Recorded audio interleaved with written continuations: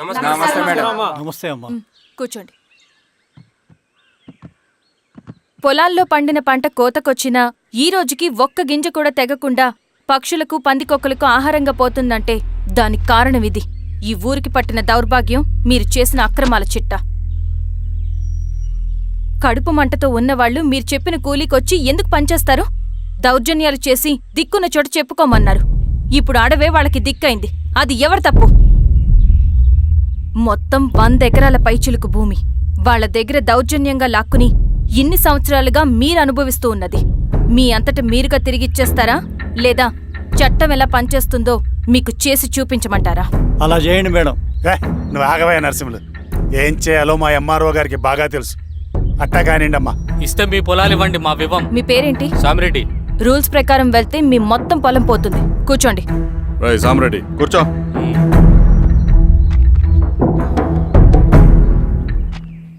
ఏమ్మా సంతోషమేగా? మరీ నువ్వు అనుకున్నంత చెడ్డవాళ్ళేం కదమ్మా మనోళ్ళు.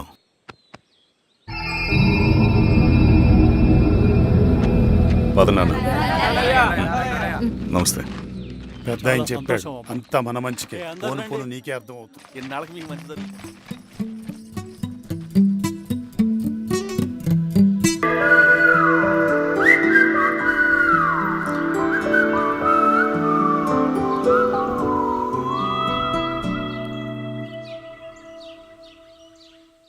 సెంట్రల్ కమిటీ నుంచి కొత్త ఆర్డినెన్స్ వచ్చాయి. దాంట్లో ముఖ్యమైనవి జరగబోయే మైనింగ్ని ఆపాలి. రెండోది జెడ్పీటీసీ ఎలక్షన్స్ని బైకాట్ చేయాలి. దీనికి జనాల్ని సిద్ధంగా ఉంచాలి. లాల్ సలాం కామ్రేడ్. లాల్ సలాం. ఏంట్రవి, శ్రీరామ్గిరిలో భూస్వాములందరూ దేవుళ్ళైపోయారంట, పేద ప్రజలకంతా వరాలు ఇస్తున్నారంట. ఏంటి సంగతి? అవునన్నా, నేను కూడా ఆశ్చర్యపోయాను. ఒక గవర్నమెంట్ ఆఫీసర్ తలుచుకుంటే ఒక ఊరు క్షణాల్లో ఎలా మారిపోద్దో నా కల్లారా చూశానన్నా. అది కాదన్నా, అంటే నా ఉద్దేశం వాళ్ళు ఏం చేసినా దానికి ఒక స్ట్రాటజీ ఉంటుంది. శిరీష వాళ్ళ వర్గానికి చెందిన అమ్మాయి. ఆ అమ్మాయికి ఎంత పాపులారిటీ వస్తే వాళ్ళకంత మంచిది. ఎందుకంటే వాళ్ళ అన్నయ్య ఈశ్వర్ రెడ్డి రాబోయే జెడ్పీటీసీ ఎలక్షన్స్లో చైర్మన్గా పోటీ చేయబోతున్నాడు. ఈ అభిమానం మొత్తం వాళ్ళు ఓట్ బ్యాంక్గా మార్చుకోపోతున్నారు. అంటే అన్నా, శిరీష అయినా ఎవరైనా ఒకే తాను ముక్కలే. అధికారమే వాళ్ళ అవసరం తీరుస్తుంది. వీళ్ళందరూ అధికారం కోసం ప్రయత్నం చేసేది వాళ్ళ ఉనికిని కాపాడుకోవటం కోసమే. రేపే నామినేషన్ వేస్తున్నారు.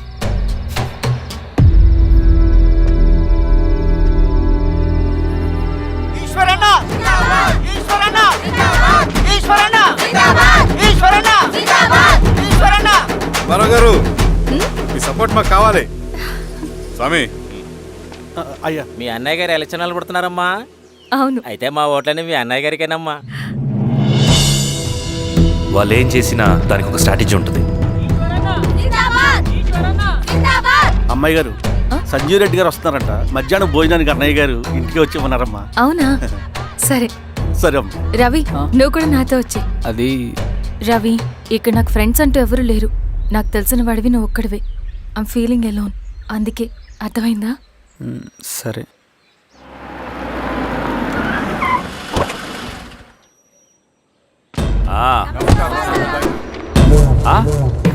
సురా బాగున్నావా? నమస్తే చెన్నారెడ్డి. నమస్తే. బాగున్నారమ్మా? సుబ్బారెడ్డి పదండి. ఊళ్ళో మనోళ్ళంతా బాగున్నారు కదా ఈశ్వరా? అంతా బాగున్నారు బాబాయ్. సంతోషం. ఈసారి మళ్ళీ మనం ఏకగ్రీవం అవ్వాలి రెడ్డి. మనకు పోటీ లేదు, మనదే విజయం. సంతోషం. కూర్చోండి.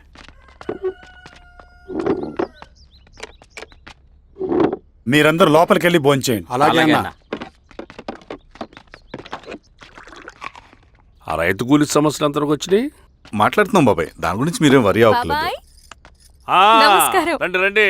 ఎంఆర్ఓ శిరీషారెడ్డి గారు. శిరీష రెడ్డా? ఆ, శిరీష అనే పిలవచ్చుగా. అమ్మమ్మ, పులికి పంచాలాగా సింహానికి చూలాగా అది మన ఐడెంటిటీ. అదంతా ఉండాలి. సరే బాబాయ్, నేను ఫ్రెష్ అయ్యేస్తాను. మీరు కానివ్వండి.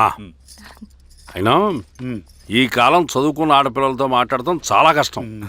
చుట్టుపక్కల శిరీష్ కొన్న ఇమేజ్ మనకి చాలా మంచి అయింది ఈశ్వరా. నేను అడగకముందే పార్టీ హైకమాండ్ సర్వే చేయించి నీకే ఫేవర్గా ఉండడం వల్ల టికెట్ ఇచ్చింది.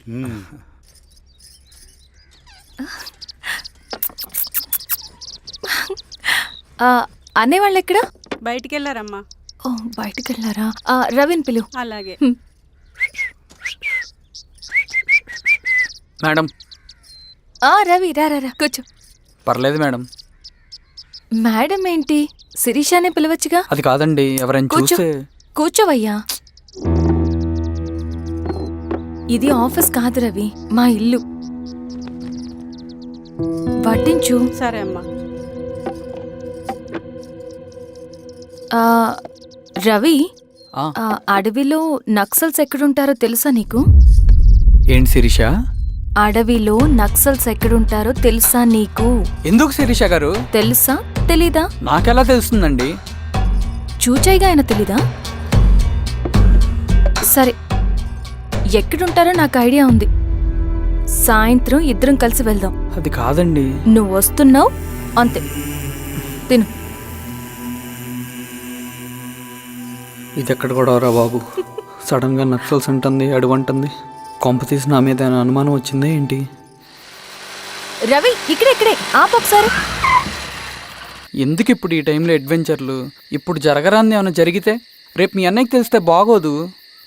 రవి, చుట్టూ చూడు, పైన వెన్నెల, పక్కనే అడవి. అబ్బో, ఎంత బ్యూటిఫుల్ గా ఉందో. అవునా? అవునా ఏంటి? అసలు ఎప్పుడు చూసినా ఎందుకలా డల్ గా ఉంటున్నావు? కాలేజ్లో ఇలా ఉండేవాడివి కాదు కదా, ఏమైంది? అది ఒక్క నిమిషం. హలో మేడం, పేషెంట్ కి అర్జెంట్ గా ఏ పాజిటివ్ బ్లడ్ కావాలి మేడం. రవి, ఆ? అర్జెంటుగా హాస్పిటల్కి పోని. ఏమైంది? పోనీ. రండి మేడం, ప్లీజ్ రండి. పోలీసులకి నక్సల్స్ కి కాల్పులు జరిగాయి. ఆ కాల్పుల్లో గూడెం కుర్రాడు ప్రాణాపాయ స్థితిలో ఉన్నాడు. తన బ్లడ్ మీ బ్లడ్ సేమ్. ఆ బ్లడ్ గ్రూప్ మా హాస్పిటల్లో లేదు. అందుకే మీకు కాల్ చేశాను. ఓ అవునా? అవును మేడం. పదండి డాక్టర్. Thank you madam.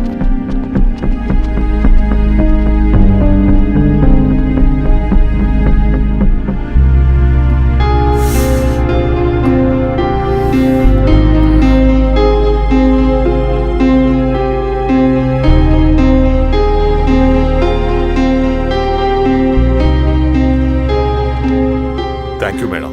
పర్లేదు డాక్టర్, ఇప్పుడు అతనికి ఎలా ఉంది? తను స్పృహలో లేడు మేడం. రవి, నీ దగ్గర మనీ ఉందా? ఉన్నాయి. ఇవ్వు. ఇది అతనికి అందించండి, ఓకే. జాగ్రత్తగా చూసుకోండి. అలాగే మేడం. రవణ, రవణ,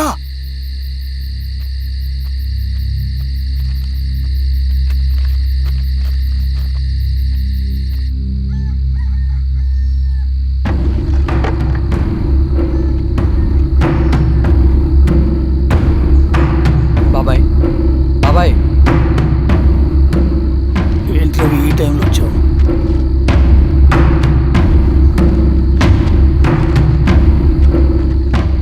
కామ్రేడ్, జరగబోయే జెడ్పీటీసీ ఎలక్షన్లో మన పార్టీ తరఫున జెడ్పీటీసీ చైర్మన్ పదవికి పోటీ చేయడానికి అర్హుడైన అభ్యర్థిగా మిమ్మల్ని సెంట్రల్ కమిటీ ఏకగ్రీవంగా నిర్ణయించింది. ఒక మామూలు రైతు కూలిని నాయకుడిని చేయగలిగిన దళం ఒక్కటే. ప్రాణాలు అడ్డేసైనా సరే అన్న చెప్పింది చేసుకుంటూ పోతా. లాల్ సలాం కామ్రేడ్. లాల్ సలాం. బాబాయ్, మీతో ఉన్న మన కూలీలకు, నీ వెనుకున్న సింగన్నకు ఈ గెలుపు ముఖ్యం. ఈ గెలుపు మన హక్కు కామ్రేడ్. వీళ్ళ మద్దతు మనకే ఉందన్నా. ఇది సరే, ఆ వర్గం వాళ్ళ ఓట్లు కూడా మనకు బాబాయ్. పడాలి. అలాగే అన్నా. నమస్తే.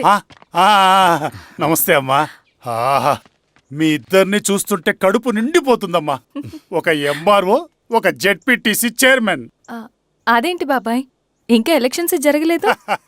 పోటీ అని ఉంటేనే కదమ్మా ఎలక్షన్స్ జరిగేవి. అన్నయ్యది ఏకగ్రీవం. బాబాయ్,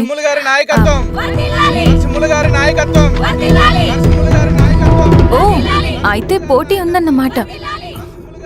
స్వామి, కార్తీ, ఆఫీస్కి వెళ్దాం. అలాగే రండి.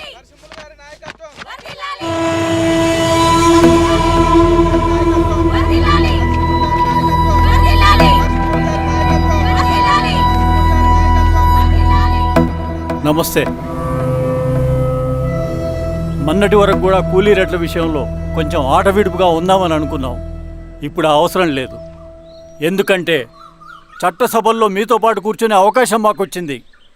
అంబేద్కర్ కలలు ఇప్పుడు నిజమవుతాయి. పదండ్రా.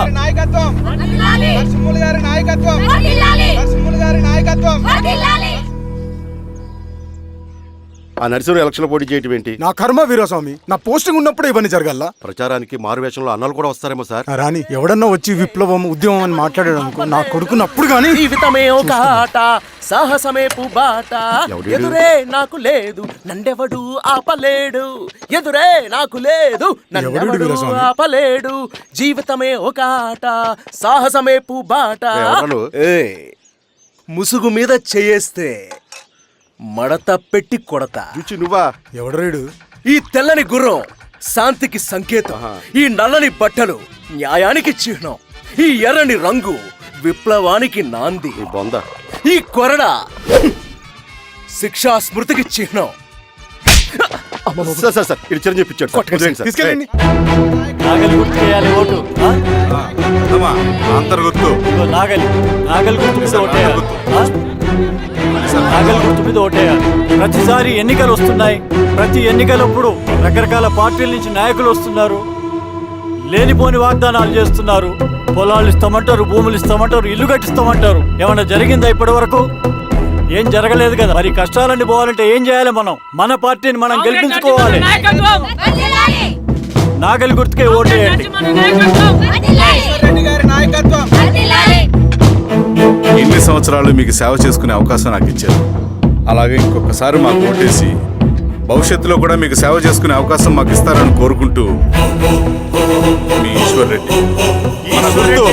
మన ఓటు ఈశ్వర్ రెడ్డికే, మన ఓటు లాంతర్ గుర్తుకే, మన ఓటు. సార్ మర్చిపోకుండా మోయా. నమస్తే.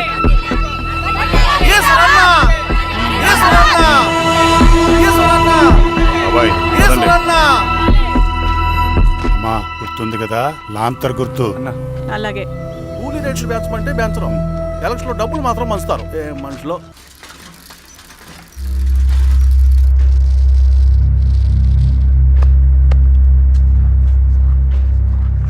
చెప్పండి అన్న. అన్ని సమస్యలు పోలీస్ స్టేషన్లో పరిష్కారం కావు రెడ్డి, కొన్ని మనమే చూసుకోవాలి. పంట ఎదగాలి అంటే పొలంలో నీళ్లు పారించాలని పెద్దోళ్ళు అంటారు. అదే పంట చేతికి రావాలంటే రక్తం పారించాలని అడవిలో వాళ్ళంటే అట్టే. కానీ ఇందులో మన తప్పేం లేదు, అందుకు మనమేం చేయలేం. ఊర్లో అన్నిటికీ పెద్ద అడవి, ఏది జరిగినా నీ చేతుల మీదగానే జరగాలి. అర్థమైంది కదా? పదరా.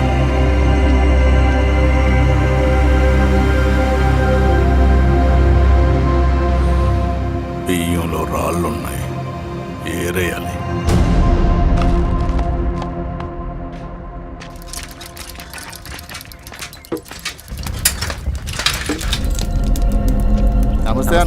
నమస్తే. నమస్తే. ఓ లీటర్ పాలు పోయి.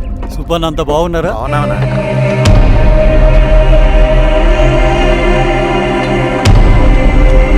వెళ్ళొస్తా. వస్తా.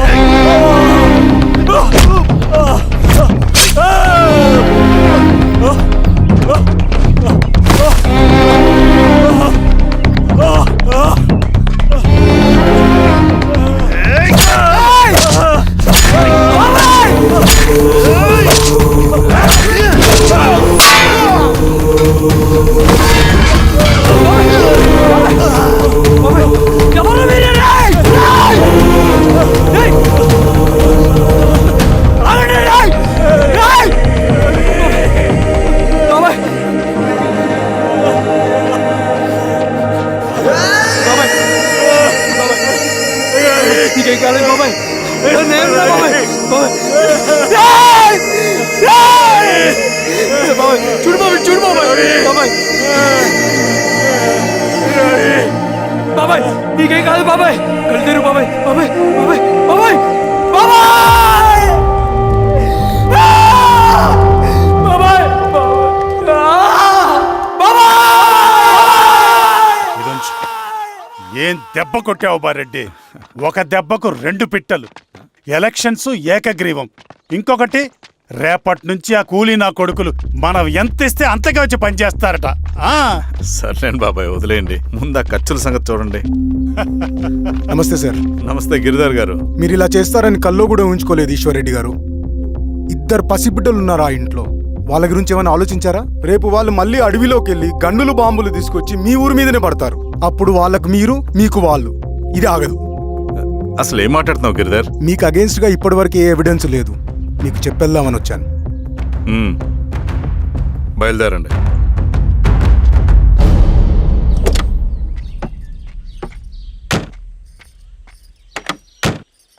రవి,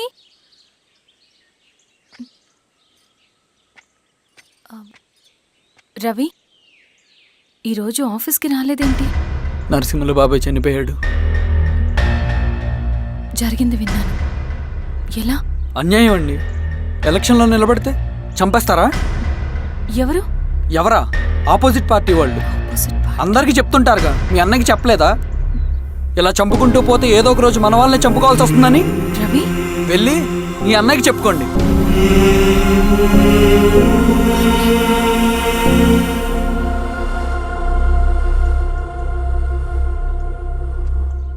అన్నయ్య,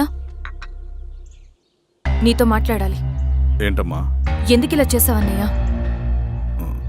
ఊరంతా సరే, నువ్వు కూడా నన్ను తప్పడుతున్నావమ్మా. ఇందులో తప్పు పట్టడానికి ఏముందన్నయ్య? నిన్న నా కళ్ళతోనే చూశాను. స్వామి, కారాపు దానికి పద.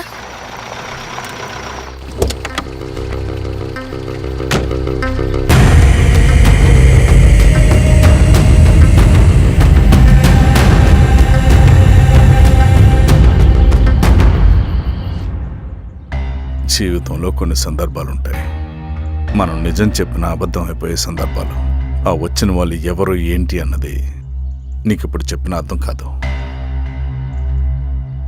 నిజం నిలకడగా నీకే తెలుస్తుంది. నువ్వే ఇదంతా చేసినట్టు తేలితే మాత్రం నిన్ను జీవితంలో క్షమించలేనన్నయ్య.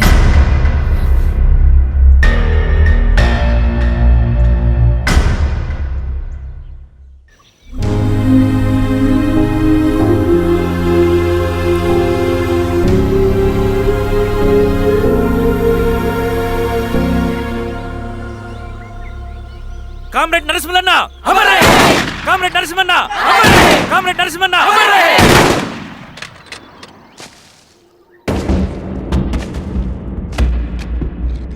ఇలా జరుగుతుందని ఊహించలేదు. ఇవాళ నుండి వాళ్ళ కుటుంబ బాధ్యతలన్నీ మన విప్లవ సంఘమే చూసుకుంటుంది. రవి అన్నా, ఇది వెళ్ళి వాళ్ళ కుటుంబానికి అందివు. సరే అన్న. ఈ రోజు నుంచి ప్రతి నెల మన తరఫున సహాయం అందుతుందని చెప్పు. అలాగే. నేను చెప్పానని చెప్పు. అన్నా, ఊరంతా భయం గుప్పెట్లో ఉందన్నా. మరి మన నరసింహులన్న ప్రాణత్యాగానికి అర్థమేంటి కామ్రేడ్? భయపడటం వల్ల పనులు జరుగుతాయని వాళ్ళు నమ్మితే వాళ్ళకంటే ఎక్కువ భయపడగలుగుతానని వాడికి తెలియాలి. లాల్ సలాం కామ్రేడ్, లాల్ సలాం కామ్రేడ్, లాల్ సలాం కామ్రేడ్.